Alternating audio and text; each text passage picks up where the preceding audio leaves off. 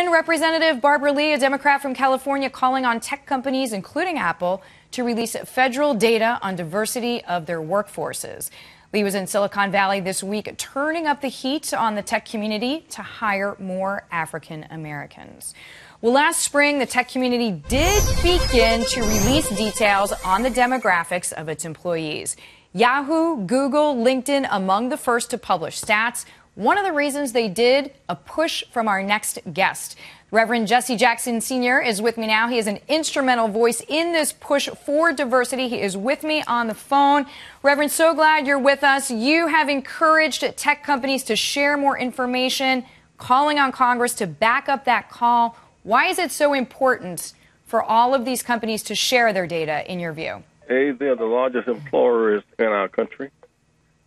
They're the fastest growth industry, and they're very dependent upon the government and upon consumers. We're not sending out Apple, sending them out. Of the top 25 companies, 189 board members, 36 white women, 3 African Americans, 3 Latinos. And just the last year, Twitter has 49 blacks and 16 Latinos. Facebook, 6,800 employees, 140 blacks, just 7 blacks out of the last 1,200 employees. Yahoo, out of 6,000 employees, 138 are black. So it's not a pretty picture. It's not a pretty picture. And even Nancy Lee, and I'm going to look at my notes here, Reverend, to quote this, Google's director of people operations told the San Jose Mercury News last spring, when we look around at the industry, we think we're doing okay, but it is not something we want to tout. In your view, what is the number one most practical way that you think that tech companies can improve? How can they reach out to different communities and therefore recruit with a wider net? Well, to set goals, targets, and timetables. They must also at least accept federal standards. These companies, EEO-1 and contract compliance laws are very important. The government deadline for them to file the EEO-1 reports is September 30th. We should publish again. It's where they have come in the last year.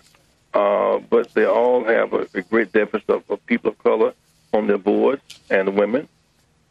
In the C-suites, out of 370, like 3 blacks and 3 Latinos. Employment hovers around 2%. And I think that enforcing laws of fair practices for these companies is important.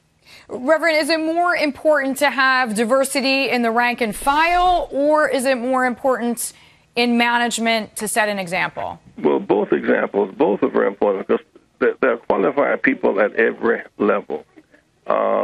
They spent more time looking for H-1B workers from India, from Asia, than training young people right here at home. And that's a big piece of consideration. There is no talent deficit. There's an opportunity deficit. And besides the issue of STEM education, which we advocate very much in Rainbow Push, and engineers, their biggest employee base is non-tech. It's ad agencies. It's marketing. It's non-tech workers, and they are hovering around 2%, even in those categories. Somehow they feel exempt from any obligation to have standards that are just and fair.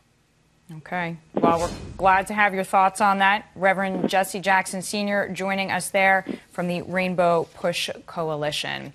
Our next guest takes an opposite view. Kevin Jackson is with me now. He's a former management consultant to some of the world's largest companies. He is with me now from St. Louis.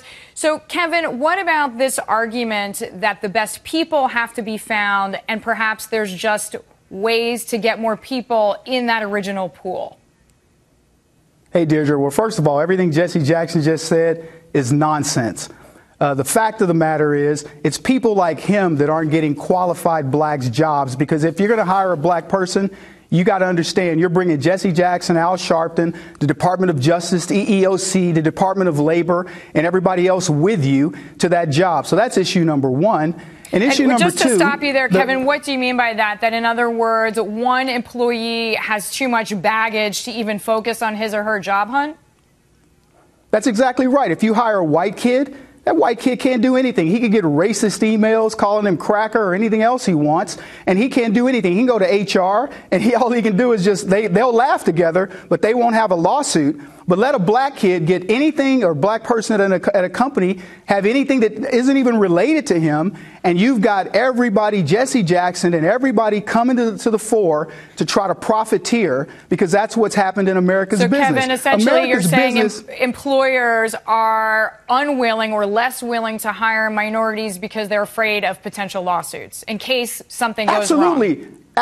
Absolutely, and they won't tell you that, but that's a fact. And then the other part of it about what Jesse Jackson is looking at, he gave you all kinds of statistics about how many blacks, how many women, how many browns, or whatever. How about we focus on how many people are truly qualified for jobs? The fact is, Google, Yahoo, and everybody he said will hire the best person if they're pink, if they're purple, if they're striped. They don't care. And that's the problem that Jesse Jackson has in waging a lawsuit against these people, is he knows they want the best people. It's the companies that allow this gangster type of mentality to occur that says you've got to have a certain number of blacks, whites, or whatever. I want qualified people. Business wants qualified people, and they don't want the racial strife that comes with Jesse Jackson and his ilk. So that's Kevin, all that America's looking for. To your point, the H-1B visas that he referenced, and that is to say that allows U.S. companies to reach out and keep students who are here from India, China, Russia, wherever.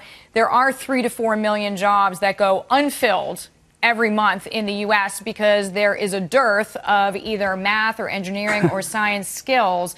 So maybe that's where we start, is more with education.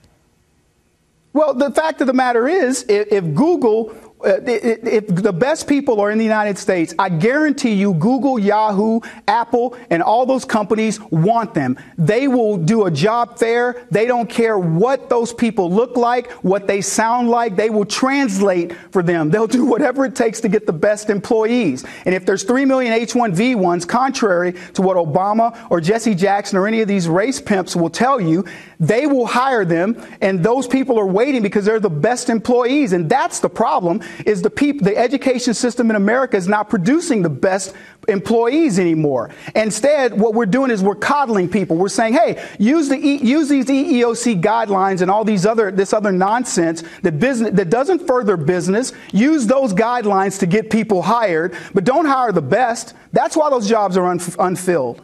All right, Kevin Jackson, a good, clear view. We're so glad to have you with us, joining us there from St. Louis.